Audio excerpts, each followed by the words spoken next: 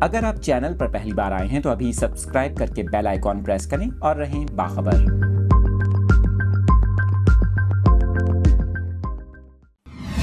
اہم خبر آپ کے ساتھ شیئر کریں گے۔ سرکاری ملازمین کے لیے ایڈوانس تنخواہوں سے متعلق اہم فیصلہ سامنے آیا ہے۔ عید الفطر کے موقع پر سرکاری ملازمین 17 اپریل تک اپنی تنخواہیں حاصل کر سکیں گے۔ آپ کو بتائیں کہ متحدہ عرب امارات میں وفاقی سرکاری ملازمین کے لیے ایڈوانس تنخواہیں دینے کا اعلان کیا گیا ہے۔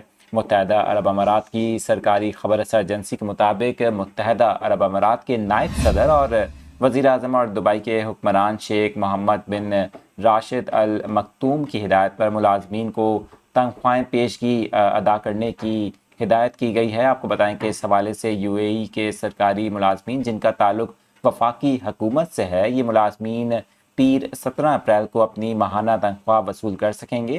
آپ کو بتائیں کہ اس اقدام سے خاندانوں کو آنے والی عید الفطر کی تیاری اور طویل تعطیلات کے لیے خریداری کرنے کا بھی موقع ملے گا۔